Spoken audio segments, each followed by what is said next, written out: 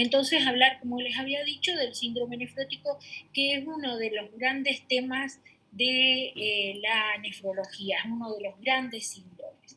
Ustedes saben, como yo más o menos los otros días les expliqué en ese encuentro que tuvimos en la facultad, que es muy importante que ustedes puedan definir un síndrome nefrótico y que razonen esta secuencia de situaciones que se van a producir. Primero, que tiene que existir sí o sí una proteinuria con un rango mayor a 3,5 gramos en 24 horas por 1,73 metros cuadrados de superficie, o también puede ser que exista un cociente proteinuria creatininuria mayor que 30, acá hay un error, y también, perdón, proteína creatinina mayor que 3 y albúmina creatinina mayor que 220 miligramos por gramo de creatinina. Esto como consecuencia va a traer una hipoalbuminemia porque se va a perder un montón de proteínas a nivel de la orina y entonces el hígado no va a alcanzar a generar una cantidad de albúmina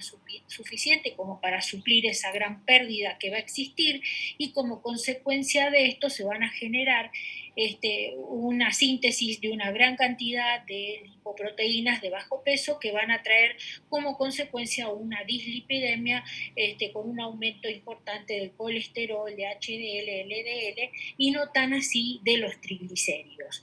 Los edemas pueden estar o no estar porque a veces hay algunos síndromes nefróticos que no tienen los edemas, como por ejemplo la analbuminemia congénita suele no tener edemas.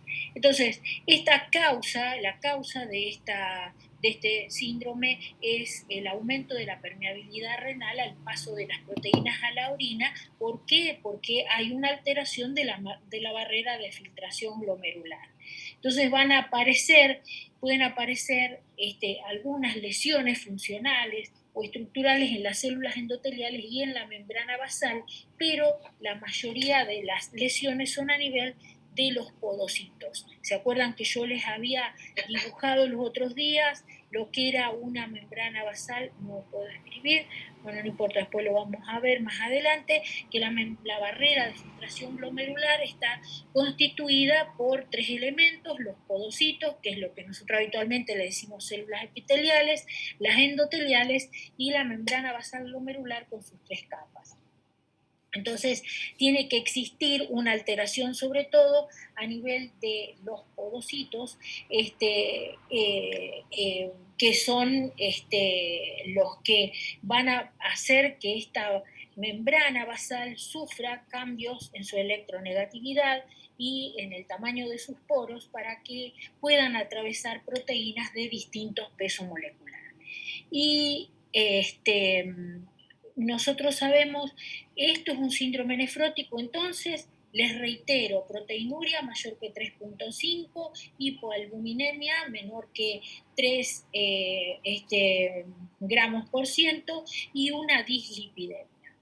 Pero puede existir a veces una proteinuria claramente nefrótica, pero que el paciente no tiene ni hipoalbuminemia ni edemas, y que es lo que puede estar generado por una nefropatía por hiperfiltración. ¿Cuáles son las nefropatías que se generan por hiperfiltración? Bueno, como su nombre lo dice, aquellas que generen una sobrecarga en el filtrado. ¿Quiénes? La obesidad, la disminución de la masa renal, por ejemplo, en aquellos pacientes que ya sean monorrenos por una agenesia o una falta de un riñón congénita, o aquellos pacientes que sufran una nefrectomía o una pérdida de la masa renal total funcionante, o en aquellos pacientes, por ejemplo, que tengan reflujo vesicoureteral. Estos pacientes se caracterizan ¿por qué?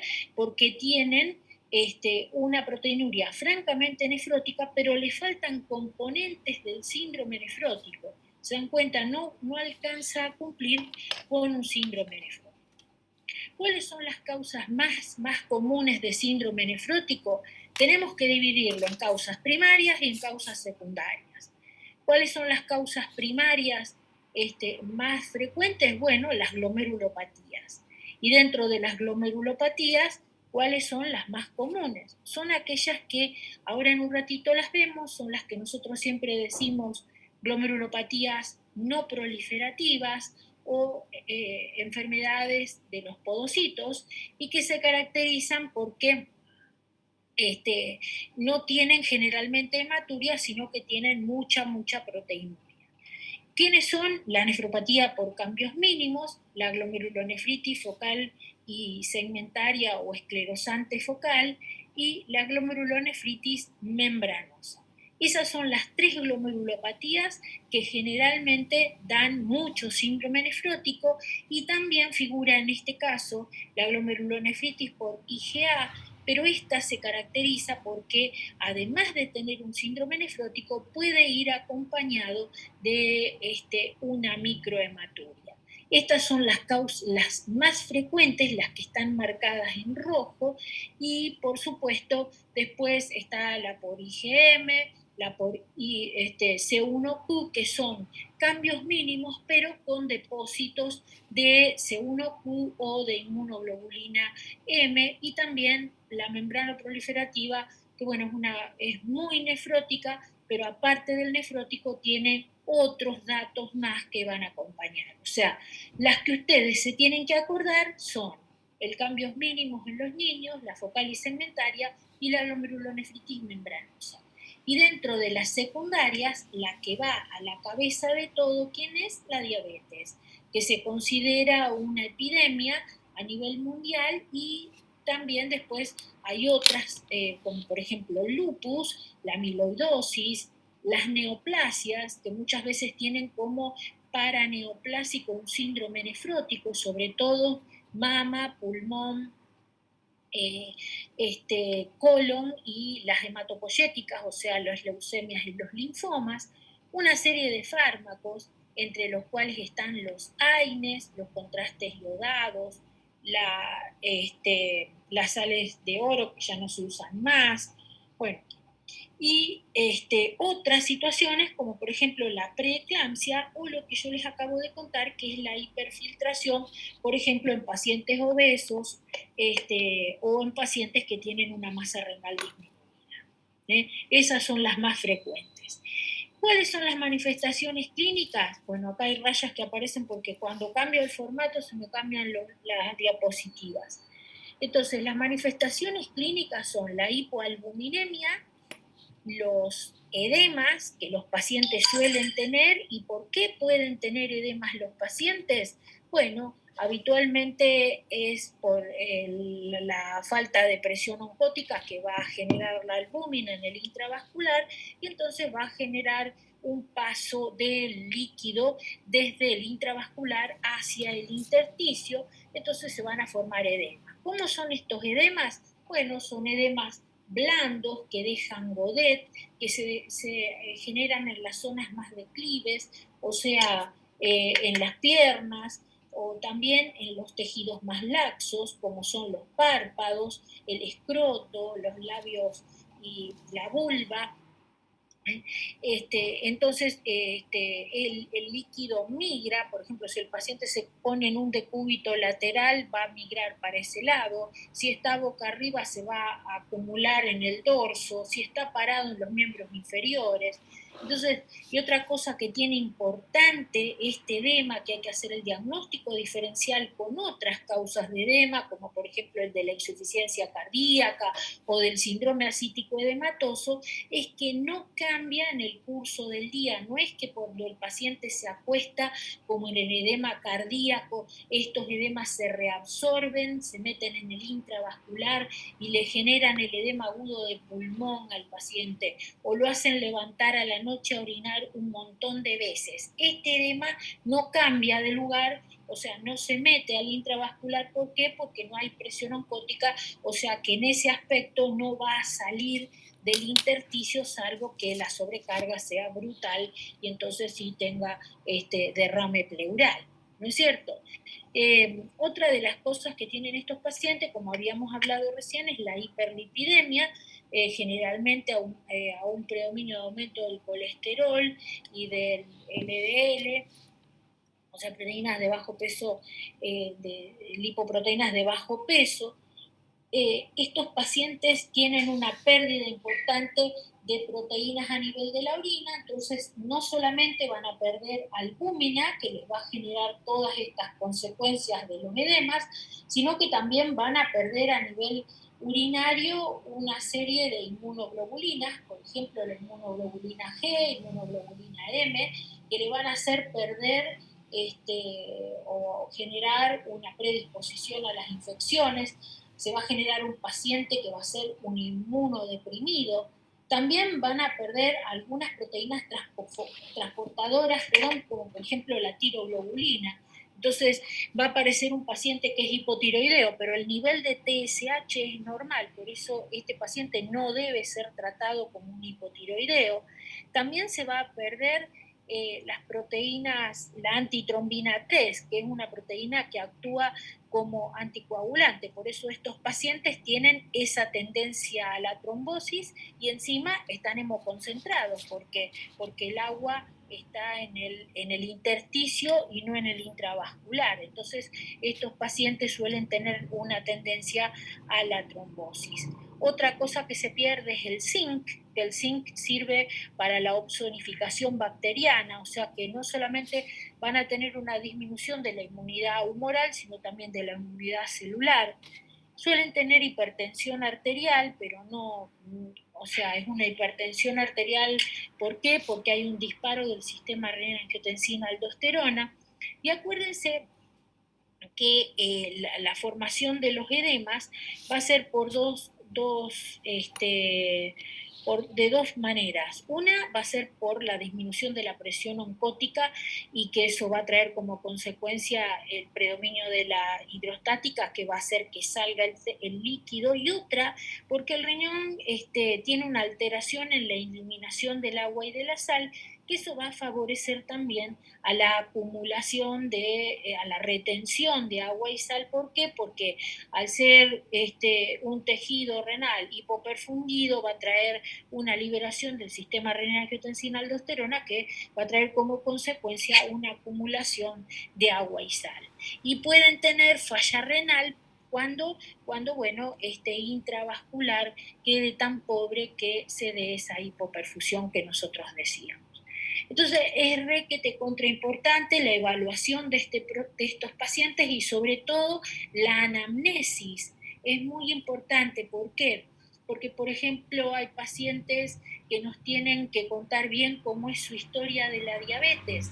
¿Por qué nos importa? Porque para que la diabetes genere lesión renal y de un síndrome nefrótico, tienen que pasar alrededor de entre 7 y 10 años para que se instale la lesión. Entonces, yo tengo que hacer un buen análisis de eso, una buena investigación. ¿Por qué? Porque a lo mejor le puedo atribuir a el síndrome nefrótico a una historia de una diabetes que tiene 2 años de evolución, y estoy o sea, estoy desestimando o no buscándole la etiología a este cuadro que se está presentando, que no es secundario a la diabetes. Es importante también la medicación que el paciente toma, si toma muchos AINES, si toma muchos analgésicos, la historia de la obesidad por la hiperfiltración, cuánto tiempo de evolución tiene, si las orinas son espumosas, cómo fue la historia de su diabetes. Eso también es muy importante. Otra cosa es que es muy importante los antecedentes obstétricos. No se olviden nunca de la preeclampsia, de las lesiones que puede dejar una preeclampsia en una paciente que la sufrió. Acuérdense siempre que bueno, la preeclampsia se genera por una glomeruloendoteliosis. La glomeruloendoteliosis debería ser reversible, pero ¿qué puede pasar? Que queden algunas secuelas, ¿no es cierto? Y esas cicatrices, esas secuelas terminan en una esclerosis focal y segmentaria, que es una glomerulopatía crónica, que, bueno, progresiva, irreversible, y que en un tiempo largo terminan en fallo renal terminal y que cursan con síndrome nefrótico. Entonces acuérdense bien de todos esos antecedentes obstétricos, cuántos embarazos cursó, si tuvo hipertensión arterial, si tuvo edemas durante el embarazo, si fue necesario tratarle ese cuadro clínico que termina siendo una preeclampsia, o si tuvo diabetes gestacional, eso también es muy importante. Entonces hay que evaluar bien, como ya les conté, cómo son los edemas, el tipo de edema. Acuérdense que es blando, frío, que está todo el día, que es matutino, o sea, que es vespertino, está todo el día el edema, no varía porque el paciente se acueste, no cambia con la postura. También es importante hacer una radiografía del tórax, hacer semiología de si el paciente tiene o no tiene derrame pleural y la presencia de los rales, si hay organomegalias. Acuérdense que el síndrome nefrótico no solamente edematiza la piel o el celular, sino que también edematiza los órganos, como por ejemplo la pared de los intestinos, el hígado, y por eso muchas veces la absorción de la medicación a nivel intestinal es muy mala. ¿Por qué? Porque hay mucho edema de la pared. Acuérdense también de examinarles bien la piel, si tienen escaras, si tienen petequias, si hay eritema facial, cómo está lo cardíaco, cómo es la tensión arterial de estos pacientes, la frecuencia cardíaca, los soplos. ¿Por qué? Porque hay un montón de causas secundarias, como por ejemplo las infecciones crónicas, como pueden ser el lupus, la lepra, la hepatitis, la sífilis y demás, que pueden generar síndrome nefrótico y que pueden ser secundarios a distintas glomerulopatías que las pueden desencadenar esas enfermedades. Entonces, ¿qué tenemos que hacer nosotros sí o sí? Laboratorio, que acá yo cometo siempre el error de poner rutinario. ¿Por qué? Porque ahí trato de resumir, de poner el hemograma, la eritrosedimentación, que va a estar siempre acelerada. ¿Por qué? Porque va a faltar la albúmina en el suero, entonces los glóbulos van a sedimentar muy, muy rápido, la glucemia, el hepatograma, el ionograma, y lo que es muy importante es la proteinuria de 24 horas o el cociente proteína-creatinina, que se acuerdan que hace un momento yo se los expliqué bien cómo hay que pedirlo. También se puede pedir un proteinograma electroforético. ¿Por qué me interesa el proteinograma? Porque con el proteinograma también puedo llegar a hacer diagnóstico de algunas lesiones que pueden también dar un síndrome nefrótico, como por ejemplo el mieloma múltiple, y a donde se van a ver las alteraciones en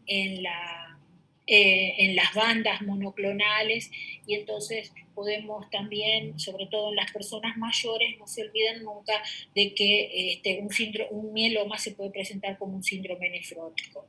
Las serologías, hepatitis B, hepatitis C, HIV, BDRL, ¿por qué? Porque todas estas enfermedades virales pueden generar glomerulopatías con síndrome nefrótico. Y si yo considero necesario, porque sospecho lupus o porque sospecho una vasculitis, puedo pedir todas, el complemento, el FAN, el anti-DNA, los ANCA-P, ANCA-C, las crioglobulinas en el caso de las hepatitis, que pueden generar glomerulopatías por crioglobulinas. Sí o sí, la ecografía renal, que es un método complementario muy noble y muy utilizado, a donde vamos a ver riñones que pueden llegar a estar aumentados de tamaño por el edema que puede generar este síndrome nefrótico, que tengan una buena diferenciación córtico-medular, me lo va a ayudar a diferenciar en el caso de que yo sospeche que la diabetes es un causal de este síndrome nefrótico. También la radiografía del tórax, puedo pedir tomografía, colonoscopías, en el caso de que yo sospeche que este paciente tiene un tumor. Los timomas, acuérdense que también se acompañan, anteceden a la aparición del tumor, a veces en un tiempo bastante importante, como años. Entonces pedir tomografías en los casos de que yo sospeche en una persona adulta de la tercera edad, por ejemplo, puedo pedir tomografías del tórax. También biopsia de la grasa subcutánea o del recto, en el caso de que yo sospeche que el paciente tenga una amiloidosis, la biopsia de la médula ósea, si yo sospecho que esto es secundario a un mieloma, una leucemia o a un linfoma, y por supuesto, si no encuentro la causa, sí o sí estos pacientes se tienen que biopsiar. El tratamiento. Entonces, el tratamiento que ustedes le van a implementar es el tratamiento médico conservador, hasta que yo pueda encontrar o diagnosticar la etiología de este síndrome nefrótico. Bueno, es una dieta hiposódica que tiene que ser más o menos de 2 a 4 gramos de cloruro de sodio por día. Esto lo pueden medir en las tapitas de la cafeaspirina. Ahí entra 1 gramo de sal, entonces yo le puedo dar entre 2 y 3 tapitas de sal por día que le agreguen a la comida ya elaborada por la familia o por el mismo paciente. Hay que tratar de no consumir alimentos preelaborados porque todos tienen sodio como conservante, al igual que las gaseosas o todas esas galletitas o demás, porque están muy, lo mismo que los enlatados, tienen un alto contenido de sodio. Proteínas, no le puedo dar una dieta hipoproteica. ¿Por qué? Porque lo está perdiendo, salvo que el paciente esté en fallo renal. Entonces, es 1 gramo, kilo, peso, día de proteínas, y en el caso de que el paciente esté en fallo renal, 0,60 o 60 gramos por día de proteínas, por ahí no es tan bajo, pero 0,6 a 0,8 gramos kilo sería 0,8 gramos kilo, sería la dosis de proteínas más o menos a darle por día. Tampoco lo puedo restringir de una manera muy importante. ¿Por qué? Porque el paciente se va a desnutrir. Que dejen de fumar, por supuesto, el alcoholismo, el control de la obesidad y reposo solo en el caso de que el paciente esté en anasarca. ¿Por qué? Porque yo voy a tratar de con el reposo voy a tratar de disminuir las presiones y tratar de que se reabsorban algo de los edemas. De lo contrario, estos pacientes no tienen indicación de reposo. En el caso de que el paciente esté hipertenso o no esté hipertenso, lo puedo tratar con IECA. ¿Por qué? Porque es un paciente que tiene proteinuria y yo quiero bajar la presión intraglomerular para así filtrar menos proteínas a la orina. Entonces, la dosis si es hipertenso, bueno, voy a usar los IECA o los ARA2 como primera droga de elección para el tratamiento de la hipertensión arterial. Y si el paciente no está hipertenso, también puedo usar los IECA a la máxima dosis tolerada. Yo quiero tratar de bajar la proteinuria por debajo del gramo. O sea, tratar de llegar, si puedo, que sería un éxito rotundo, bajarla a 500 miligramos por día. Pero yo quiero tratar de bajarla a 1 gramo y con eso voy a corregir bastante la hipoalbuminemia y la dislipemia que el paciente tiene. La hiperlipidemia hay que tratarla con dieta y estatinas o fibratos en el caso de que haya una hipercolesterolemia. Hay que tratarlo sobre todo si son adultos y yo no tengo un diagnóstico de glomerulopatía como podría ser en un niño, que la voy a tratar y voy a revertir la proteinuria y esto va a cambiar. Entonces el tratamiento de la dislipidemia está indicado. Los edemas los puedo tratar con una dieta hiposódica, hay que indicarles, como habíamos dicho, 2 a 4 gramos por día. Diuréticos de primera elección se puede usar furosemida, que es un diurético que es bastante natriurético porque va a actuar sobre el túbulo, sobre el asa ascendente de Henle, entonces va a inhibir la reabsorción de agua y de sodio, y también lo puedo usar asociado a tiacidas. ¿Por qué? Porque las tiacidas van a actuar en el túbulo contorneado distal, entonces yo voy a bloquear el asa el contorneado distal, y si a esto le agrego espironolactona, porque en el caso de que el paciente no tenga una hipercalemia, lo puedo usar, voy a bloquear también el colector. O sea que voy a hacer un bloqueo tubular completo desde el asa hasta el final, y puedo ir asociando estos diuréticos hasta que yo logre controlar ese edema o esa anasarca que el paciente tiene, y por supuesto voy a tener que ir después disminuyendo las dosis o los diuréticos, por ejemplo, a lo mejor sacar las tiazidas o ir sacando la espironolactona en el que paso de acuerdo a la evolución que tenga este señor. En el caso de que el paciente no responda a los diuréticos, puedo usar diuréticos endovenosos, por lo cual lo voy a tener que internar. Los diuréticos endovenosos habitualmente se dan en bolos, o también se puede hacer un goteo de infusión continua de furosemida. Puedo usar dosis muy altas de furo, hasta más de 260 miligramos. ¿Por qué? Porque va a haber mucha furo libre no unida albúmina, porque hay poca albúmina, y también va a haber una pérdida importante de furo unida albúmina. Por eso las dosis que se usan en estos pacientes siempre son mucho más altas que las dosis que usamos habitualmente para otras patologías.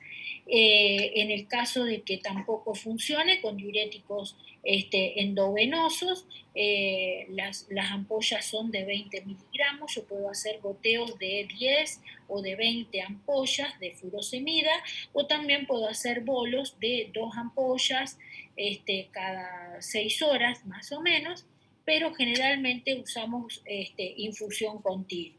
Si no responde a esto y la albúmina está por debajo de 2 miligramos por decilitro, yo puedo hacer una infusión combinada de albúmina y diuréticos posalbúmina. ¿Por qué?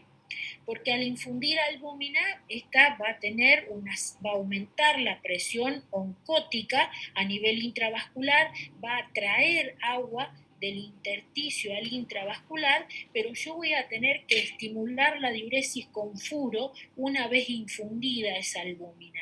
De lo contrario, esa albúmina se va a metabolizar, y lo único que voy a lograr yo, si no le inyecto furosemida después de la infunción de albúmina, que va a ser un aporte de agua y de sodio, que lo único que van a hacer es aumentar los edemas que este paciente ya está teniendo, o este trastorno de la retención hidrosalina tan grave. Otra cosa que es importante es las complicaciones tromboembólicas. Cuando yo tengo que medicar a estos pacientes, generalmente el riesgo de la trombosis es cuando estos pacientes tienen una albúmina plasmática menor que 2. Entonces, yo puedo darle profilaxis, puedo darle antiagregantes plaquetarios, como sería, por ejemplo, la aspirina en dosis baja, o también puedo darle, por ejemplo, profilaxis con heparina a aquellos pacientes que están inmovilizados, que yo voy a tenerlos internados durante un tiempo, como por ejemplo aquellos que están en anasarca, y que yo los voy a internar para poder infundir albúmina y diuréticos. Pero los pacientes que se mantengan activos, no es necesario darles heparina, sino que solamente puedo antiagregarlos con aspirina, o en algunos casos se usa clopidogrel, sobre todo en aquellos pacientes que o tienen stent o tienen arritmias. Ahora, el tratamiento con heparina, o sea, la anticoagulación, ya sea ¿por qué lo voy a hacer? Porque el paciente tiene una trombosis y yo le voy a dar heparina para el tratamiento de su trombosis, o a lo mejor lo tengo que anticoagular. ¿Y a quién voy a anticoagular? Y a aquellos pacientes de alto riesgo, como son los que tienen la aurícula dilatada, o que tienen una arritmia, o que o ya tuvieron eventos trombóticos. De lo contrario, yo no voy a anticoagular a un paciente con un síndrome nefrótico. Bueno, y ahora les voy a hablar algo de síndrome nefrítico. El síndrome nefrítico se define por qué. Porque es un síndrome también, un enorme síndrome de la nefrología que se va a caracterizar ¿por qué? Porque tiene hematuria que no tiene el otro paciente, el nefrótico. ¿Cómo tiene que ser esta hematuria? Tiene que ser hematuria glomerular, o sea, hematíes crenados o cilindros hemáticos.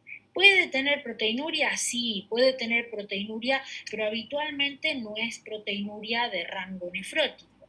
También puede tener edemas y generalmente en este caso los edemas son por insuficiencia renal, o sea, por una disminución del filtrado glomerular, el paciente puede tener oliguanuria, o sea, una disminución del volumen de orina emitido en el día, que habitualmente se caracteriza por ser de más o menos 400 mililitros, 500 mililitros a menos que un litro, entonces está oliguanúrica, está reteniendo agua y eso le está generando los edemas y la hipertensión arterial.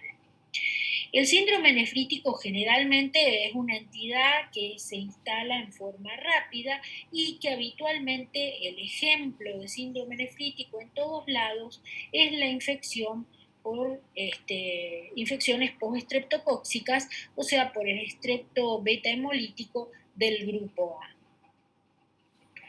¿Cuáles son las causas más frecuentes de síndrome nefrítico de acuerdo a la edad? Porque cambian las glomerulonefritis, la frecuencia de aparición de acuerdo a la edad. Cuando son chicos, o sea, menores que 15, son preadolescentes, generalmente la glomurulopatía más común es la postinfecciosa, que en el cono sur generalmente son secundarias a enfermedades de la piel, a infecciones de la piel, y en la parte norte, en América del Norte, son más frecuentes a faringitis. También la glomerulonefritis por IgA, que se caracteriza por una hematuria intermitente, la enfermedad de membrana basal delgada, que es el síndrome de Alport o la membrana fina, que es una enfermedad hereditaria que se da en familias, es autosómica dominante y va ligada al cromosoma X. Es una enfermedad que se caracteriza porque desde que nacen nacen con una membrana, por supuesto, fina, en vez de tener 300 angstrom, tienen 100 angstrom o 150, entonces permite el paso de hematíes a la orina y se le nota desde bebés, y a medida que van creciendo estas enfermedades pueden generar un síndrome nefrítico con la aparición de hipertensión arterial y bueno, y se asocian a queratocono, a asma y alguna a sordera. Entonces, porque no solamente es la membrana basal glomerular está fina, sino la coclear también, entonces tienen algunas otras alteraciones aparte de esta hematuria, y bueno, y por fin esto progresa y termina en insuficiencia renal. También nefritis hereditarias, la púrpura de Scholen-Henoch, que es más común en los niños, y puede ser la nefropatía lípica, que también puede darse en niños. Cuando estamos en la edad media, entre los 15 y los 65, la más común es la IgA. La membrana fina sigue, porque habitualmente estos pacientes siguen con su síndrome nefrítico y agregan hipertensión arterial, sobre todo entre los 35 y 45 años entran en diálisis.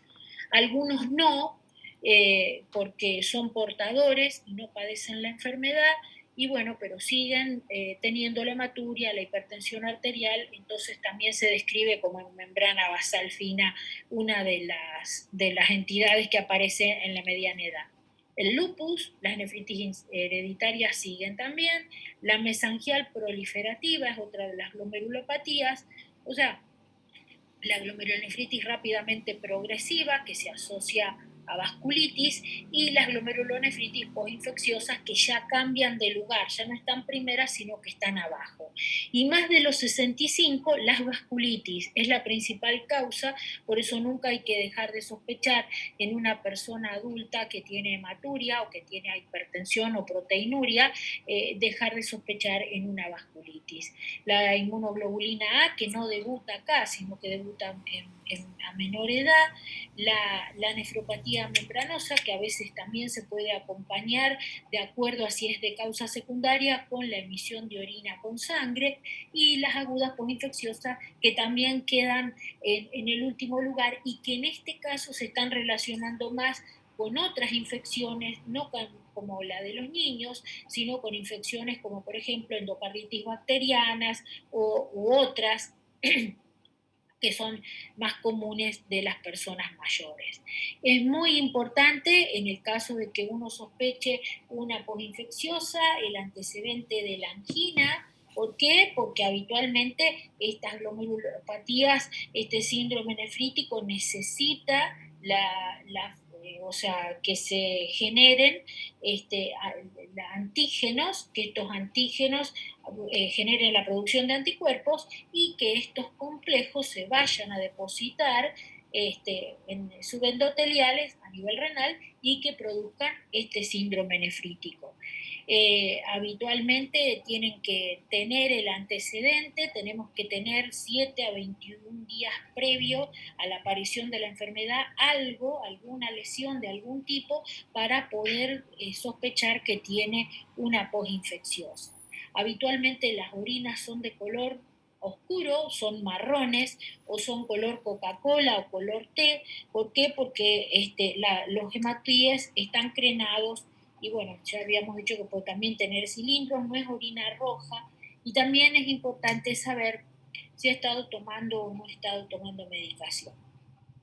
Eh, es muy común que estos pacientes estén hipertensos, pueden tener congestión y acá no tienen tantos edemas como sí los nefróticos, sino que más bien tienen una sobrecarga hidrosalina que les va a generar esa hipertensión que les conté y también congestión pulmonar, o sea, edema agudo de pulmón más frecuente que el nefrótico. El nefrótico va a ser mucho derrame pleural, pero no va a ser tanto edema agudo de pulmón como si este paciente. Hay que hacer sí o sí el hemograma, estos pacientes pueden estar anémicos, las glucemias, las pruebas de función renal son fundamentales y acá el sedimento urinario es el que nos va a dar el banderazo para pensar de que este paciente tiene un síndrome nefrótico porque es soberano, acuérdense, hematuria crenada y si hay cilindros, bueno, eso es la firma y el sello. Acuerden, se puede pedir ASTO, eh, el ASTO, es el anticuerpo antiestreptolicina, que en realidad si me da positivo me ayuda, pero si me da negativo y el paciente tuvo una infección, y bueno, yo no puedo guiarme que sea negativo y que esto no sea secundario a una enfermedad de la piel o a una angina. O sea, yo en realidad habitualmente no lo pido porque la verdad es que no le doy mucha importancia. ¿Por qué? Porque ya pasaron entre 7 a 21 días de la infección, entonces habitualmente el proceso infeccioso ya está curado, ya está tratado o ya evolucionó y esto no me va a dar mucho más que a lo mejor me aporta de que, bueno, tuvo una infección. El complemento sí o sí es fundamental. ¿Por qué? Porque esta enfermedad consume complemento y el complemento me va a servir para hacer el seguimiento. ¿Por qué? Porque acá se activa la vía alternativa, o sea que estos son pacientes que consumen C3 y el complemento me va a marcar si el paciente está evolucionando bien o no. Me va a dar un dato más. Las postreptocóxicas lo consumen. O sea, si yo tengo muchos datos de un complemento bajo, me puedo quedar tranquila que estoy tratando un paciente con una glomerulopatía postinfecciosa. En cambio, si el complemento no va mejorando en el curso de las 4 semanas posteriores a este cuadro, yo tengo que pensar, si no mejora, en que estoy frente a otra glomerulopatía que se necesita que yo intervenga, o sea, que lo pueda llegar a biopsiar. Estamos, o sea, sí o sí, acuérdense, si sospecho una postestreptocóxica, pidan complemento, eso me va a dar un dato más si está consumido y me va a ayudar al seguimiento. La hematuria de un paciente con una postestreptocóxica puede llegar a durar o permanecer durante un año. Entonces, bueno, sí, yo no me puedo guiar solamente por la presencia de hematuria, sino que tengo que tener en cuenta este dato que es importante también. Pueden tener proteinuria, los nefríticos sí, pero chiquita, de 1 a 2 gramos generalmente, no se pasan de ahí. Y bueno, si yo sospecho otra etiología, puedo pedir cultivos, anticuerpos, crioglobulinas o inmunoglobulinas para determinar la etiología de la enfermedad. Sí o sí a una radiografía del tórax, la ecografía renal y por supuesto, si yo tengo dudas de que esto no es una postestreptocóxica, no estoy tranquila, lo mejor que puedo hacer es hacerle una biopsia renal. Profe, teníamos Sí, hasta 4 semanas que empezaba a subir el complemento y lo podíamos esperar hasta 8 semanas, ¿o no? sí, lo podés esperar hasta 8, entre 4 y 8 semanas, pero tiene que empezar a subir. Bien, ¿Sabés? bien. Vos lo podés esperar 8 semanas, pero tiene que empezar a subir. Y si no sube, tenés que sospechar que estás con otro proceso, como por ejemplo una rápidamente evolutiva, y no tenés que perder tiempo. Si no Bárbaro. sube, te conviene biopsiarlo.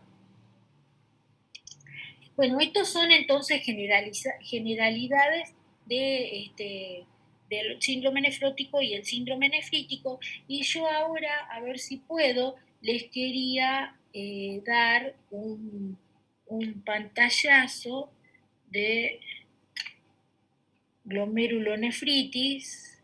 A ver si la puedo hacer andar a esta presentación.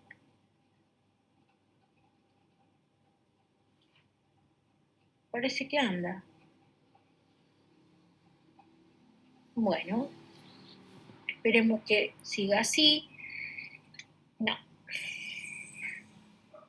Mm,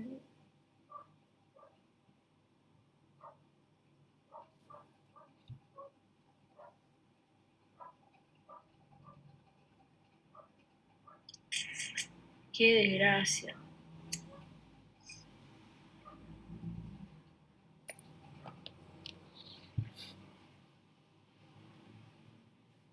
Profe, en el nefrítico, además de tratar la etiología, ¿le das antihipertensivos y cuáles les das? En el nefrítico generalmente si el paciente tiene disfunción renal, nosotros no elegimos tanto IECA y ARA2, podemos dar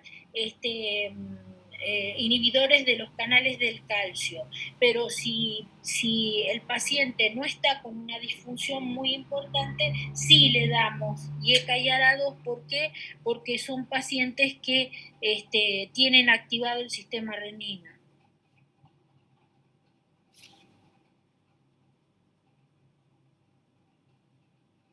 No, no anda la presentación. Ay, qué desgracia, che.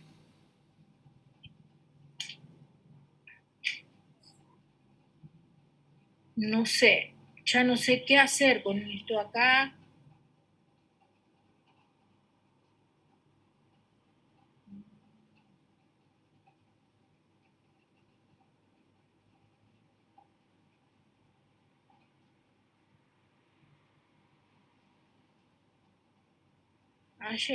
Ayer la grabé y andaba bomba y hoy ya no andaba.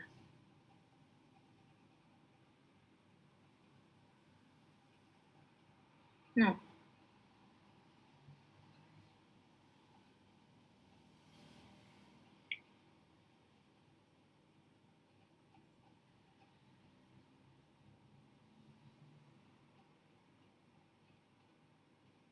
Bueno, ahí parece que se quedó. Bueno, parece que anda hoy. No, no anda. Es mi intención. ¡Qué desgracia! Para colmo, bueno, se las mando. ¿Y qué hago? Hago lo que hicimos la otra vez. Se las mando a alguno de ustedes. Porque tengo esta nomás grabada acá. En Keynote. Descargas. Esto no es, acá no está, este no, ya lo miré, está en Keynote, pero en Keynote tampoco anda. A ver.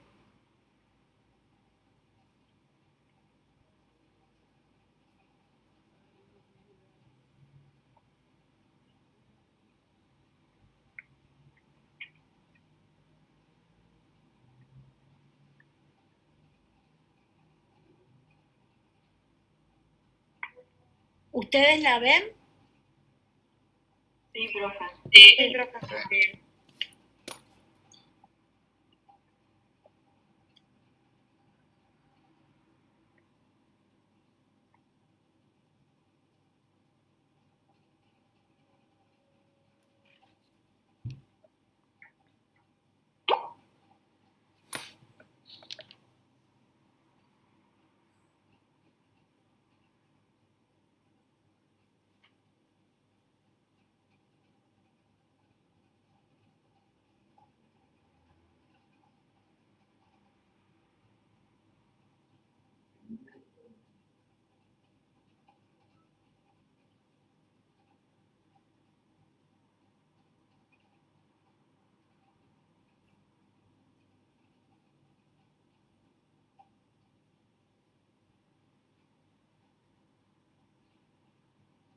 ¿Ahora la ven? No, profe. ¿No la ven?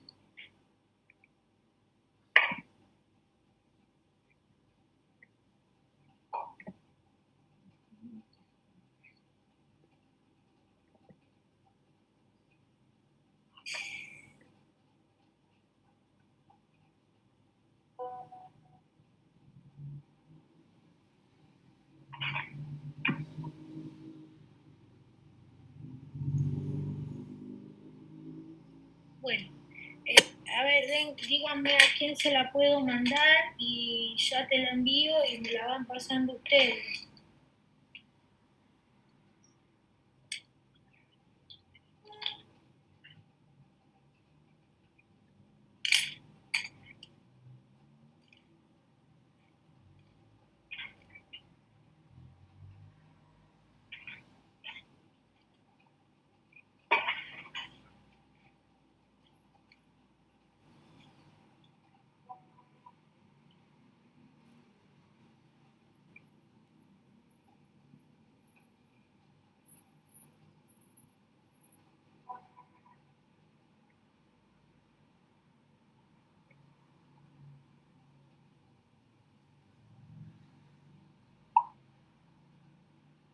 Ahí se ve, profe.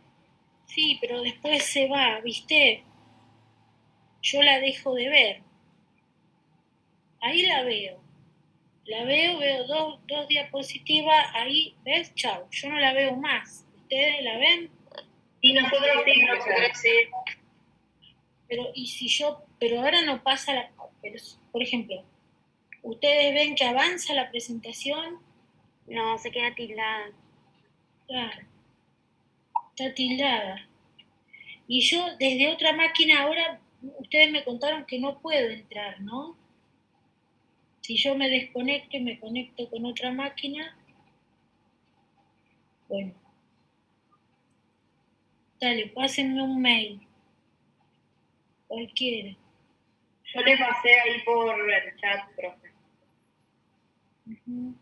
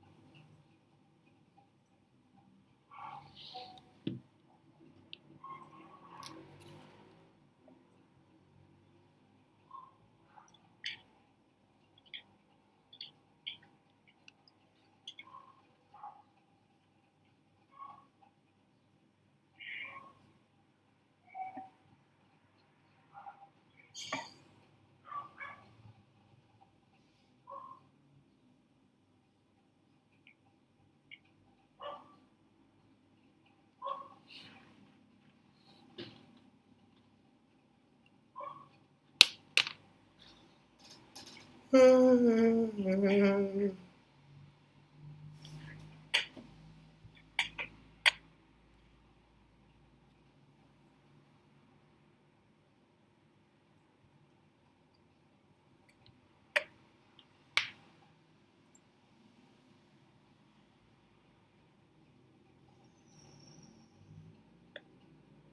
fue.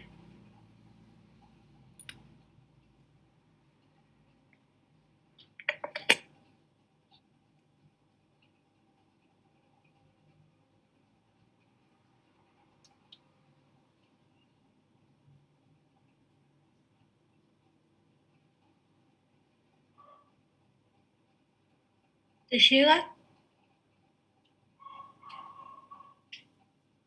Estoy en eso, pero no me llegó. Ahí me llegó, ya lo descargo.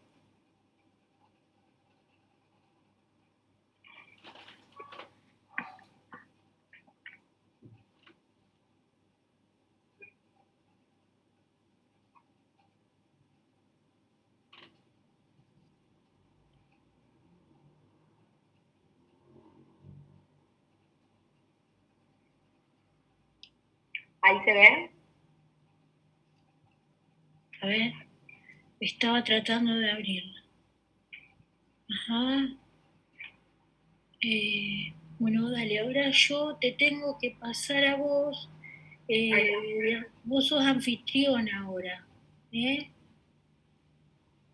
hice anfitriona, ya estás. Bueno, ahí está. Ahora lo que tenés que hacer es habilitar la edición, ¿viste?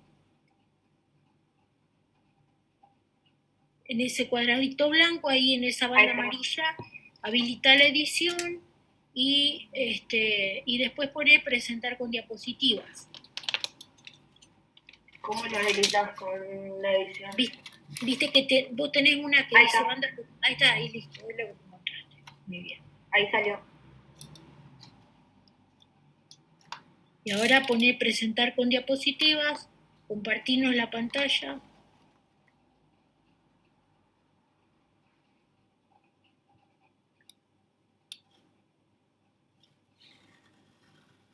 Bueno, ahora acá. Ay, perfecto, ahí está. Bueno, dale, pasa nomás.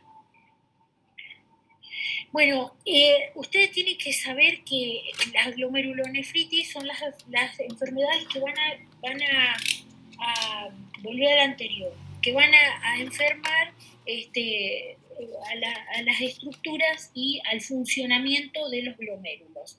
Entonces, las glomerulopatías son siempre de base inmunológica, las glomerulopatías primarias. Después, bueno, hay secundarias, pero son de base inmunológica. Entonces, va a haber una respuesta inmune innata y ya sea de los componentes humorales o de los componentes celulares, que son los que van a generar esta enfermedad o esta inflamación a nivel glomerular. Y va a haber una serie de componentes humorales y celulares que son los que se van a adaptar, o sea, va a una respuesta inmune adaptativa con anticuerpos que van a producir los linfocitos B o en el caso de células los CD4 o los linfocitos CD8 y bueno, y estas células dendríticas que van a actuar como un nexo entre una respuesta innata y una respuesta adaptativa, que se van a producir la liberación de una serie de citoquinas y quininas que van a ser los factores que van a modelar esta respuesta, y en algunos procesos esto va a quedar modulado y no se va a expresar, y en otros casos sí se va a expresar la enfermedad glomerular. Bueno, dale, pasada. Bueno, la epidemiología de la enfermedad glomerular más frecuente en el mundo es la IgA, se da, te pasaste de más, se va a dar volver un poco para atrás. se va a dar en un 13%, más o menos. Después está la glomerulonefritis focal y segmentaria, la membranosa, que se va a dar en un 7%. Entonces, nosotros vamos a tener que dentro de los síndromes, el síndrome nefrótico va a ser el más frecuente, con un 31,8%. Los cambios mínimos son las enfermedades que se van a producir generalmente en los menores de 15 años, en un 23%, y las glomerulopatías rápidamente progresivas van a ser mucho más frecuentes en los pacientes mayores de 65 años. Pasa.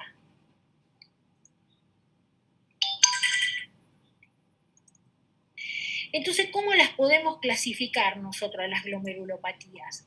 ¿Cómo las vamos a clasificar? A las glomerulonefritis nosotros las podemos clasificar de acuerdo a la forma de evolución que ellas tengan. O sea, se pueden producir, se pueden generar como agudas, con un comienzo conocido y con síntomas bien claros, y que suelen tener proteinuria, hematuria, hipertensión arterial o enfermedad renal aguda, subagudas, que va a tener un comienzo menos claro, ¿no es cierto? Y que pueden tener un deterioro de la función renal, y aquellas que son crónicas, que se van a dar en el curso de años, que habitualmente tienen proteinuria, no tienen tanta hematuria, pueden tener hipertensión arterial, pero que van a tener una evolución progresiva en el curso de años, y que generalmente son aquellas glomerulopatías que no son proliferativas. También se pueden clasificar de acuerdo a la histología. A la histología, porque es lo que más usamos los nefrólogos. Los nefrólogos lo hacemos en base a la histología, y con eso le vamos a sentar un pronóstico que nos va a permitir también establecer un tratamiento, nos va a poder determinar si esto es agudo o crónico y si se va a recuperar o no se va a recuperar. Entonces, así nosotros las clasificamos entre si son proliferativas o no proliferativas. ¿Qué quiere decir que no sean proliferativas? Que no va a haber un aumento en el número de las células del glomérulo, o sea, que no va a haber un mecanismo inflamatorio, y que generalmente son las que van a ir con mucha proteinuria, como son las tres que les había nombrado ya al principio, que son el cambio mínimo, la focal y segmentaria y la membranosa, que son las que generalmente más ven los clínicos. Y aquellas glomerulonefritis que son proliferativas, que va a haber un aumento en el número de las células que componen el glomérulo, y acá sí hay un mecanismo inflamatorio mediador, son aquellas glomerulonefritis que generalmente dan nefrítico, son más rápidamente evolutivas y tienen más daño, más injuria, y generalmente cursan con más insuficiencia renal. Son generalmente las mesangial, la por IgA, la por IgM, las membranoproliferativas o mesangiocapilares, las postestreptocóxicas y las extracapilares o glomerulopatías rápidamente evolutivas. Seguí. De acuerdo a la presentación clínica, ustedes van a poder clasificarlas en asintomáticas, como por ejemplo esa que yo les contaba, que es la membrana fina, que no va a tener síntomas salvo que con el tiempo desarrolle un nefrótico, tienen solamente la microhematuria, o algunas que tienen una proteinuria muy pequeña y que entonces no se hace clínica porque no tienen síndrome nefrótico, o también aquellas que se llaman alteraciones urinarias asintomáticas, y que habitualmente uno las encuentra en los screening, cuando las personas entran a trabajar o cuando hacen screening en algunos grupos familiares, porque ya saben que tienen esa herencia. Las macroscópicas, que son brotes de hematuria macroscópico, como lo da, por ejemplo, la glomerulopatía por IgA, y que suelen estar, a veces son secundarias a procesos infecciosos, pueden tener proteinurias leve o moderadas. El síndrome nefrótico, que ya lo hablamos recién, el síndrome nefrítico lo mismo, o aquellas glomerulopatías que se caracterizan porque son rápidamente progresivas. O sea, por ejemplo, el paciente viene muy enfermo habitualmente y te muestra un examen de laboratorio que se hizo unos meses previos, y en esos exámenes el paciente no tiene enfermedad renal, entonces nosotros podemos establecer que esta progresión a la insuficiencia renal se dio en poco tiempo. ¿Cuánto? Menos que 3 meses o hasta 3 meses. Y las crónicas, que son glomerulopatías que habitualmente van con proteinurias que suelen ser moderadas al principio y después se hacen más intensas y que duran, qué sé yo, a lo mejor 10, 15 años y por fin terminan en fallo renal terminal. Pasa. Entonces, acá hay un cuadro clínico que a ustedes los puede ayudar para hacerse una idea de cómo tienen en qué pensar cuando se les presenta un paciente. Ustedes lo más importante que tienen que hacer es el diagnóstico entre si este paciente tiene síndrome nefrítico, síndrome nefrótico, si tiene una mezcla que no les permite hacer una definición y si tiene fallo renal. Eso es muy importante. Y a lo mejor se encuentran que en un screening, por ejemplo, de una paciente que va por tener un chico y tiene hematuria o tiene una proteinuria pequeña, entonces se ven obligados a hacer el estudio para determinar qué tipo de enfermedad tiene. ¿Quiénes son esas enfermedades que pueden dar asintomáticas, o sea, una anomalía uniraria asintomática? Y pueden ser las focales segmentarias, pueden ser a veces la IgA al principio, o también pueden ser las membranas finas, o por ahí alguna glomerulopatía endocapilar que está arrancando. Las hematurias recidivantes son de la IgA, que habitualmente se dan después de procesos infecciosos de la vía aérea respiratoria o de algún otro proceso infeccioso o inflamatorio que le va a generar una hematuria importante y que va a desaparecer sola. El síndrome nefrótico, bueno, acá están las causas más frecuentes, que son lo que acabamos de ver. El nefrítico lo mismo, es la endocapilar, la extracapilar y las membranoproliferativas, las que dan insuficiencia renal progresiva, generalmente la extracapilar, y las glomerulopatías crónicas, que son generalmente las más nefróticas, o la IgA, que a veces no suele progresar rápidamente y que se la puede ver o seguir en muchos años. Sí, seguí. Acá se va a ver ahora una imagen de un glomérulo normal, que es lo que habitualmente nosotros les enseñamos para que ustedes se hagan una idea de cómo es, por qué hacemos esta clasificación histológica. Bueno, fíjense ustedes acá a la derecha, en este que yo estoy marcando, bueno, este es un capilar glomerular, uno de los capilares, acá tenemos la célula endotelial, acá tenemos el podocito con todos sus piecitos muy lindos, bien diferenciados, y después tenemos una célula mesangial. Entonces, nosotros generalmente hacemos un corte de 3 capilares y la membrana basal que se repliega, el espacio mesangial donde tiene que haber más o menos 3 células, como para decir que no hubo proliferación. Ven que acá hay uno que tiene más, en este de la derecha ustedes van a ver varios capilares. Este es el espacio mesangial donde nosotros hacemos la diferencia entre las células y la matriz. ¿Por qué? Porque a veces la matriz también prolifera. Estas son las células que rodean a la cápsula de Bowman, que son células epiteliales, que en su momento estas células pueden llegar a proliferar y formar una semiluna, que al principio puede ser epitelial porque tenga un montón de células y por fin se transforma en una semiluna fibrosa que va a terminar obliterando toda la estructura glomerular. Y acá hay, bueno, fíjense que ustedes acá pueden ver el túbulo contorneado distal con la arteriola aferente, la arteriola eferente, el aparato juxtaglomerular, y bueno, ya en este otro corte histológico, acá ustedes van a ver la cápsula de Bowman, acá van a ver las células epiteliales. Este va a ser uno de los podocitos, acá hay una célula endotelial y los vasos.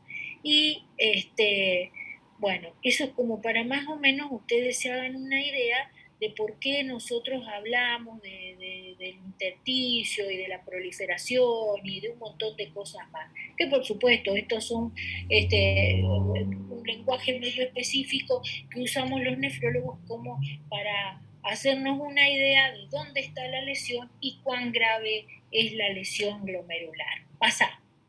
¿Y por qué hablamos nosotros de daño focal y de daño segmentario y de daño difuso y demás? Porque eso depende de la muestra de la biopsia renal. ¿Cuándo decimos que es focal? Cuando están los glomérulos totalmente afectados. Por eso decimos es focal. ¿Y cuándo decimos es segmentario? Cuando hay una parte del glomérulo que está afectado. ¿Pero qué va a pasar? Cuando una parte del glomérulo está afectado, por fin se va a comprometer todo el glomérulo, ¿se dan cuenta?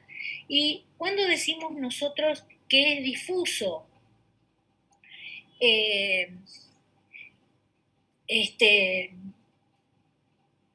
perdón, yo acá les dije algo que cometí un error. Focal quiere decir que es menos del 50% de la muestra comprometida, en base a lo que yo tome de mi biopsia. Y difuso cuando tenga toda la muestra o más del 50% de los glomérulos de la muestra comprometidos. Segmentario, una parte del glomérulo, y global, todo el glomérulo comprometido. Y habitualmente el proceso que empieza como segmentario por fin termina como global. Por eso cuando hablamos de esclerosis focal y segmentaria es porque arranca como segmentaria, pero por fin se compromete toda la estructura glomerular. Y pasa, y ahora en esta placa que van a ver acá es cómo correlacionar el daño y la expresión clínica en la injuria, ¿no es cierto? Generalmente cuando lo que está enfermo es el mesangio, que era lo que estaba entre los 3 capilares, el paciente tiene una hematuria, que tampoco es muy grave, una proteinuria que va a ser leve y no tiene mucha hipertensión arterial. O sea, habitualmente las lesiones del mesangio son más vale no tan malignas o no tan agresivas como cuando, por ejemplo, se afecta el endotelio, en que el paciente va a tener un montón de hematuria, va a tener una proteinuria pero chica y va a tener mucha hipertensión arterial. Y cuando se afecte el podocito, se va a tener un montón de proteinuria, va a tener poca hematuria y habitualmente no van a tener hipertensión arterial. Pasa. Entonces, hoy vamos a hablar nada más que de estas glomerulopatías que son no proliferativas, son crónicas, no está mediado por un proceso inflamatorio, cursan con mucha proteinuria y están asociadas a lesiones de los pies de los podocitos o a los podocitos. ¿Por qué? Porque también puede ser que el paciente tenga podocituria, o sea, que pierda todo el podocito y traiga como consecuencia estas enfermedades. ¿Cuáles son? El cambios mínimos, la esclerosis focal y segmentaria y la glomerulonefritis membranosa, que son las más frecuentes, la membranosa y la focal y segmentaria del adulto, y el cambios mínimos es una glomerulopatía más frecuente en los niños. Bueno, acá si seguimos, hay un dibujo de una glomerulonefritis, seguí nomás, una glomerulonefritis por cambios mínimos. Las glomerulonefritis por cambios mínimos, yo se lo acabo de decir, en la foto, en el dibujo de la izquierda está el podocito normal con todos sus pies, y en el dibujo de la derecha ven que ha perdido todo y que están todos fusionados, entonces por eso se llama mínimos cambios o sea, minimal change, que es la glomerulonefritis esta más frecuente de los niños. Pasa nomás. Generalmente la glomerulonefritis por cambios mínimos es una enfermedad que se produce en niños preescolar. ¿Por qué? Porque antes los chicos se escolarizaban en el jardín, en preescolar, a los 5 o 6 años. En cambio ahora, bueno, van a la escuela desde el año. Pero antes era preescolar, ¿por qué? Porque los chiquitos iban a la escuela a partir del preescolar, o sea, a los 5 añitos. Ahora van antes. Es más frecuente en los varones y es un síndrome nefrótico puro. El 80% de esta glomerulopatía se da en niños y solamente un 15 o un 20% se da en adultos, sobre todo en personas más grandes, no en los jóvenes, sino en personas de tercera edad.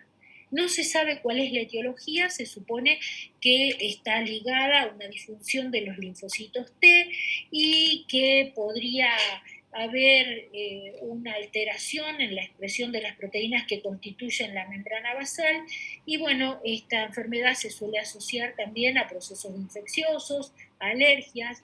No se olviden de los NEO, sobre todo al linfoma de Hodgkin o algunos tumores sólidos, como por ejemplo la mama, el pulmón y el intestino, el colon, y a veces antecede a la aparición del tumor. No se olviden del timoma, que también no es frecuente, pero que si uno tiene una persona adulta con un cambios mínimos, que no le encuentran, no le bajen la guardia. ¿Por qué? Porque puede ser que este paciente con un tiempo de meses o un año haga evidente su tumor, su neoplasia. ¿Cómo se ve histológicamente? Normal. La microscopía óptica no puede hacer diagnóstico de cambios mínimos, por eso si es normal y tiene un nefrótico puro de libro, hay que pensar en un cambios mínimos. No hay depósitos en la inmunofluorescencia y en la microscopía electrónica, bueno, se ven el ensanchamiento y la fusión de los pies de los podocitos. Tiene un síndrome nefrótico de libro y pueden tener, en el caso de una falla renal, puede ser secundaria a esa hipoalbuminemia que se genera o también al uso que le demos nosotros de diuréticos o de IECA y ARA2. ¿Y cuáles son las complicaciones más frecuentes en los niños? La trombosis de la vena renal y también la peritonitis a cocos encapsulados, o sea, a neumococos. Pasala. No se olviden de que a estos pacientes siempre vacúnenlos, si hacen pediatría y tienen un cambios mínimos, métanle la vacuna antineumococo. ¿Por qué? Porque hacen muchas peritonitis a neumococo y no se olviden que hacen muchas trombosis venosas los niños, las renales y los adultos, generalmente miembros inferiores, y pueden hacer tromboembolismos de pulmón. ¿Cuál es el tratamiento de esta enfermedad? El tratamiento se hace con corticoides, ¿no es cierto? Generalmente nosotros arrancamos cuando sospechamos altamente que es un cambio mínimo, que yo que hago nefrología de adultos nunca puedo hacer esto porque esto solo se hace en niños preescolares, después está indicado sí o sí hacerle una biopsia renal. Y si, bueno, si yo tengo una biopsia renal, lo puedo tratar de entrada o lo puedo tratar con corticoides, no de entrada, sino post biopsia renal, y no sospecho que el paciente tiene un tumor, ¿no? Entonces, ¿qué puede pasar con la respuesta al corticoides? Bueno, una remisión completa, que sería lo ideal, tener menos de 300 miligramos en el día de proteínas, una remisión parcial de la proteinuria se reduce a menos de 3,5 o por lo menos a un menos del 50% del inicio y tienen una normoalbuminemia. Pueden tener recidivas, que es una aparición de la proteinuria más de 3,5 gramos por día y una hipoalbuminemia. ¿Y cómo se clasifican entonces en base a la respuesta? Nosotros siempre decimos, es córtico sensible, de entrada responde y no recidiva. Es córtico sensible pero con respuesta primaria y tiene una recidiva en los 6 primeros meses. O una recidiva frecuente, porque tiene una respuesta primaria, pero tiene 2 o más recidivas en los 6 primeros meses. O es corticoideo dependiente, ¿qué quiere decir? Que yo le doy corticoide y responde, y cuando le quiero bajar las dosis, recae. O resistente, nunca respondió. Seguí. Y acá hay un cuadro sinóptico a donde ustedes van a ver que cuando yo tenga una biopsia renal, en base a si es un adulto, le tengo que dar lo primero, prednisona sola, 1 miligramo kilo día, por lo menos entre 8 a 16 semanas de tratamiento, o sea, generalmente llega hasta los 4 meses, y después tengo que tratar, o sea, tengo que darle por lo menos entre 4 y 8 semanas dosis plena, y después lo tengo que empezar a disminuir. Y es como les acabo de explicar, o sea, si hay una remisión que no recidiva, sería el óptimo. Ocasional, el paciente recidiva una vez en los 6 meses, entonces yo trato de bajar más lentamente el corticoides, a lo mejor lo puedo volver a subir y empezar a bajarlo más lento que como lo bajé la primera vez. Ahora, si tiene recidivas frecuentes o es córtico dependiente, entonces puede usar ciclofosfamida, 2 miligramos kilo más o menos durante 8 semanas, más la prednisona. Si no responde, puede usar ciclosporina A, que son anticancineurínicos, o tacrolimus, y de lo contrario puede usar micofenolato mofetil. Ahora, si esto no recidiva en 16 semanas de tratamiento o más o menos 6 meses de tratamiento, bueno, yo tengo que rebiopsiar a este paciente y tengo que pensar que a lo mejor no tiene un cambios mínimos, sino que tiene una esclerosis focal y segmentaria y por eso no está respondiendo, y no tiene sentido que yo lo avasalle a inmunosupresores, porque lo más probable es que si hay una esclerosis focal y segmentaria, el paciente no va a responder a nada. ¿Saben? Entonces se puede dar también ciclofosfamida o ciclofosfamida más tacrolimus, o ir dando alternativas, pero lo ideal es pensar en una rebiopsia. ¿Por qué? Porque lo más probable es que yo no esté en presencia de un cambio mínimo. Entonces, cambios mínimos, enfermedad de los niños, habitual en los adultos, acuérdense siempre en descartar una causa secundaria, se tratan generalmente con corticoides, tienen que tener una buena evolución, de lo contrario puedo darle algunas alternativas terapéuticas y si no, rebiopsia. ¿Está? Bueno, sigamos. Ahora viene la esclerosis focal y segmentaria. Es otra de las entidades que es no proliferativa, o sea que no es por una causa inflamatoria, y que en la anatomía patológica, ¿qué va a pasar? Fíjense acá en este dibujo que ustedes ven del lado izquierdo de la pantalla, ustedes van a ver que hay unas zonas coloreadas de más oscuro, casi negro. Bueno, esas son las zonas de esclerosis. Y lo mismo en la foto de la microscopía que tienen del otro lado, las zonas más rosadas son zonas a donde hay un glomérulo esclerosado. Fíjense que se ve bien el límite de la cápsula de Bowman, se ve el espacio urinífero, que es eso que ustedes ven en blanco ahí, pero después hay toda una zona, un tejido que no está, no respeta la estructura que corresponde a las zonas de esclerosis. Y la inmunofluorescencia de estos pacientes, como en el cambio mínimo, es negativo. O sea, acá no hay depósitos de inmunocomplejos. Dale nomás. La esclerosis focal y segmentaria es una entidad que, si el niño no responde, tengo que sospecharla, por eso se da en un 10% en los niños, y también puede estar en los adolescentes y en los adultos en un 10%. La esclerosis focal y segmentaria puede ser primaria, no hay causa aparente, no son tan frecuentes, y secundarias. Las secundarias, ¿cuáles son? La más frecuente es por hiperfiltración, por obesidad, y ya hay casi una equiparación entre hiperfiltración, diabetes y focal y segmentaria. La diabetes termina en una focal y segmentaria. También puede ser por tóxicos o por cicatrización de glomerulopatías previas, y acuérdense de la preeclampsia. Entonces pueden terminar en esta entidad. Y acá abajo hay un cuadro donde puede ser de causa genética, por una alteración de los podocitos, de las nefrinas, y de todas estas enzimas que están acá, que no tiene importancia que ustedes se acuerden, pero sí que es una alteración genética. La primaria, que es la idiopática, que no es tan frecuente como la secundaria.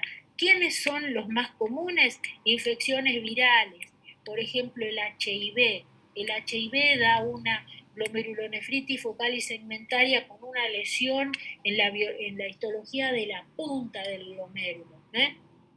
También la pueden dar algunas otras procesos infecciosos, la sífilis también la pueden dar. Esas infecciones crónicas, por ejemplo por escaras, ¿ya?, también pueden conducir a una esclerosis focal y segmentaria. También el pamindronato, el interferón, la adriamicina, la heroína, todas. Y acá abajo en rojo está la hiperfiltración que generalmente, ¿qué pasa con la hiperfiltración? La hiperfiltración se asocia a una disminución en el número de glomérulos. Nosotros nacemos y nos morimos con el mismo número de glomérulos. Hay que tener en cuenta que algunos funcionan y otros nos dejan de funcionar. Entonces, también puede ser por una agenesia renal, por una displasia renal bilateral, por una nefropatía por reflujo, por una por una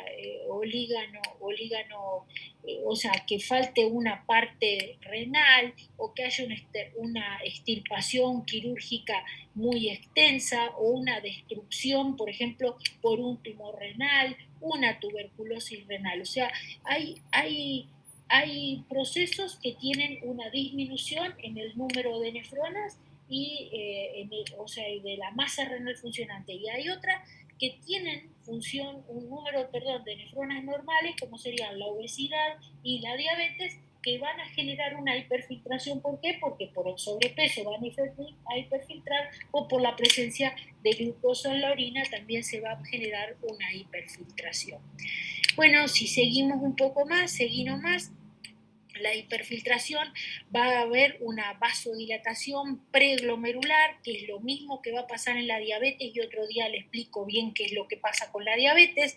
Va a haber un aumento del filtrado glomerular y un aumento de la fracción de filtración. Entonces, si nosotros queremos hacer una diferencia entre la glomeruloesclerosis por hiperfiltración y la primaria, habitualmente la hiperfiltración va a empezar a desarrollarse en forma más lenta, la proteinuria va a ser de menor cuantía, la progresión va a ser más lenta, y este paciente tiene un síndrome nefrótico incompleto, o sea, que no tiene hipoalbuminemia, no tiene edemas, pero el síndrome bioquímico sí tiene una proteinuria masiva, o sea, clínicamente está incompleto, pero por fin la proteinuria sí es masiva, ¿se dan cuenta? En cambio, el otro es de instalación mucho más rápida, da una proteinuria masiva, se te hace un paciente con edemas, con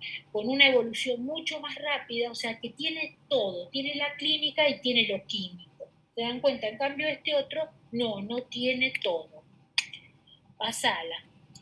La histología, bueno, yo ya les expliqué, hay lesiones que se van a dar en una parte del glomérulo, y acá la inmunofluorescencia va a ser negativa. En algunos casos se puede dar que aparezca inmunoglobulina M y C3, y existen 5 subtipos histológicos, que, bueno, yo se los traje a modo informativo, porque nosotros sí miramos mucho esto para darnos cuenta de si estas lesiones pueden ser primarias o pueden llegar a ser secundarias.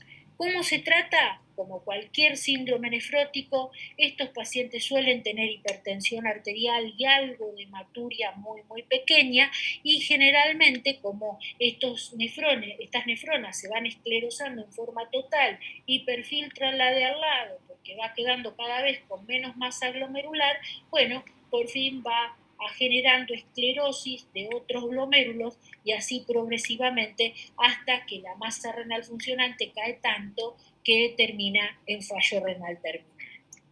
Acá en el cuadro que sigue, ustedes van a ver el tratamiento. Entonces, si nosotros tenemos un paciente con una creatinina menor de 1.5, le podemos dar IECA, sobre todo siempre dar IECA y ARA2 para tratar de que la proteinuria sea lo más bajo posible, y se puede dar prednisona en 1 miligramo kilo entre 8 a 12 semanas. ¿Sí? Si no remite, puedo usar ciclosporina, o si el paciente es córtico dependiente. La ciclosporina tiene el problema que cuando yo la suspendo, estos pacientes pueden llegar a tener una recaída muy importante de la enfermedad, ¿se dan cuenta? Entonces, si la remisión no es completa, bueno, puedo usar ciclosporina. Ahora, si la remisión es completa, yo voy a ir bajando la beltisona lo más lento posible para evitar que este paciente recaiga,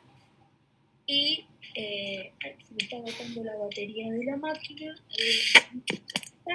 Y, y en el caso de que, bueno, puede tener un rebrote, le puedo volver a dar prednisona, y bueno, y si lo mismo, si hay muchas recidivas, puedo darle también ciclosporina. Otras alternativas son el tacrolimus, el clorambucilo y el micofenolato.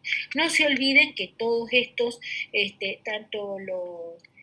todos estos inmunosupresores que están acá abajo, no se olviden que tienen bastante efectos indeseables. La ciclosporina es una droga que da vasoconstricción de la arteriola aferente, o sea que le puede dar una falla renal.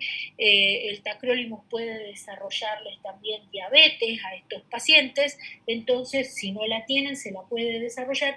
Entonces yo siempre tengo que poner en una balanza cuánto le puede costar a este paciente que yo lo inmunosuprima. Y si la creatinina es mayor que 1.5 o es más alta, lo que a mí me conviene es arrancar con IECA o ARA2, hacerlo por un tiempo limitado, y por ahí, ¿viste? ¿Por qué? Porque la creatinina, acuérdense que la creatinina empieza a aumentar cuando yo tengo una disminución del 50% de la masa renal funcional. Entonces ahí se va a expresar el aumento de la creatinina en el suelo. Bueno, y por fin viene la glomerulopatía membranosa. Esto ya lo dije, ya lo hablamos. Ahora la glomerulopatía acá está. La glomerulopatía membranosa es una glomerulopatía que es muy frecuente en el adulto, se da entre un 25 a un 30%, generalmente entre la cuarta y quinta década de la vida. La membranosa puede ser idiopática, que es una enfermedad autoinmune que está limitada exclusivamente al riñón, y también puede ser secundaria, y la glomerulopatía puede ser secundaria a lupus, a hepatitis B, hepatitis C, a sífilis, a neoplasias sólidas, como dijimos hoy, a drogas. ¿Y qué es lo que se va a ver? Se va a ver en la histología un engrosamiento difuso de la membrana basal glomerular, y a su vez vamos a empezar a ver depósitos granulares. Estos depósitos, fíjense que ustedes los ven acá pintados de negro, son depósitos de inmunoglobulina G y C3, y que van a empezar, pasa otra más. Estos depósitos, fíjense cómo se van a empezar a depositar por debajo del podocito, por eso se considera que son subepiteliales, no puedo escribir más, pero fíjense, esos negros están por debajo del podocito que está pintado de verde. Después la membrana le va a empezar a meter espículas, fíjense en el dibujito B, son como espículas que la va a empezar a rodear de membrana estos depósitos, por fin los va a englobar y se van a transformar en intramembranosos. Fíjense que no hay proliferación celular, no hay más nada, solamente que la membrana basal se empieza a engrosar, a desdoblar, porque se empiezan a meter estos depósitos de IgG y de C3, y bueno, es una glomerulopatía, entonces, como dijimos, que en forma primaria estos podocitos tienen una serie de antígenos que se llaman PLA2R, y ahora se usan bastante para hacer el diagnóstico diferencial entre si es primaria o secundaria. Siempre uno tiene que tratar de hacer este diagnóstico, si es primaria o secundaria. ¿Por qué? Porque en base a esto va a establecer el tratamiento. Si es primaria, yo puedo establecer un tratamiento inmunosupresor. Ahora, si es secundaria, por ahí hay que buscar la causa de la glomerulonefritis membranosa, hay que descartar todos los tumores, todas las infecciones, y no tratarlo al paciente con un tratamiento inmunosupresor, ¿se dan cuenta? Entonces, uno de los antígenos es el anti-PLA2R, que yo no actualicé la diapo, pero bueno, acuérdense que ustedes pueden pedir anti-PLA con mayúscula, 2R con mayúscula. El viernes se los vuelvo a mostrar para que ustedes se acuerden. Y si este anticuerpo me da positivo, ¿qué quiere decir? Que hubo antígenos podocitarios que generaron estos anticuerpos. Entonces, yo puedo decir que esta glomerulopatía es primaria. Si el antipla es positivo, la glomerulopatía es primaria. Si es negativo, tengo que descartar una causa secundaria. ¿Estamos? Bueno, dale, pásalo. ¿Qué hago? ¿Cómo lo trato? Lo tengo que tratar siempre con el bloqueo del sistema renina-angiotensina como primera medida como antiproteinúrico, y hay un 45% de estos pacientes que remiten espontáneamente. Yo tengo que tratar de que la presión arterial sea menor de 125/75, restringirle las proteínas a una dieta de más o menos 0,8 a 1 gramo kilo día, porque acuérdense que en la Argentina comemos un montón de carne y entonces comemos un montón de proteínas más de la que deberíamos comer. Y por fin el tratamiento, hay muchos tratamientos que se pueden seguir, se pueden pasar a la diapositiva. Pasar la diapositiva. Ahí está. Entonces hay muchos tratamientos que se pueden elegir como primera medida. Como les dije, la inhibición del sistema renina-angiotensina-aldosterona. Si el paciente es de bajo riesgo, yo lo puedo esperar a este paciente. Si él tiene una buena función renal, la proteinuria es menor que 4 gramos, yo puedo tratar de mantenerlo, controlarlo por lo menos entre 4 a 8 semanas con la dosis máxima de IECA-UARA2 que el paciente tolere. Ahora, si este paciente aumenta su creatinina o presenta una disfunción renal o tiene una proteinuria muy, muy alta y esta proteinuria, o sea, es mayor que 4 gramos y va aumentando, bueno, yo le puedo dar un tratamiento inmunosupresor, por ejemplo, con prednisona y ciclofosfamida o clorambucilo, alternando prednisona y ciclofosfamida durante 6 meses. O, por ejemplo, dándole prednisona y ciclofosfamida, un bolo mensual, son ciclos de 6 meses, e ir disminuyendo la dosis de prednisona en una forma gradual. Si el paciente no responde, yo le puedo dar anticalcineurínicos, como son la ciclosporina y el tacrolimus, pero tengo que medirlos en suero porque tienen sus efectos tóxicos. Y si este paciente no responde, yo puedo usar micofenolato en más o menos 1 a 2 gramos por día, o rituximab, que es una de las drogas que está más en boga en este momento, el rituximab. Habitualmente se dan 4 dosis de rituximab durante entre 1 y 2 meses y se espera una buena respuesta. Y si el paciente tiene un riesgo alto porque tiene un deterioro de la función renal importante, entonces a mí me va a costar darle estos anticalcineurínicos que se la pueden empeorar.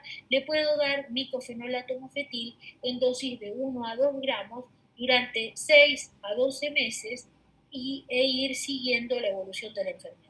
Habitualmente estos pacientes son de muy mala evolución, porque son de alto riesgo, algunos tienen una remisión completa, no les aparece más la enfermedad, y hay otros que tienen periodos de remisión y periodos de recaída, por los cuales se van tratando, con IECA-UARA2 siempre, y después se pueden ir agregando algunos otros inmunosupresores. Bueno, la próxima diapositiva ya son glomerulonefritis proliferativas, así que bueno, ahora vamos a parar acá para que no se hagan tanto, no sé si están de acuerdo, y entonces el viernes vamos a hablar del resto de las glomerulopatías y que nos quedarían, que son las proliferativas, que son las que van a dar más que nada síndrome nefrítico. Y lo que más me interesa, o sea, ustedes lo que sí tienen que aprender bien es membranosa, que es una de las glomerulopatías más frecuentes en el adulto, y la focal y segmentaria. El cambio mínimo, bueno, es muy fácil, es una enfermedad de los niños y todos ya la saben. Bueno, dejamos de compartir acá.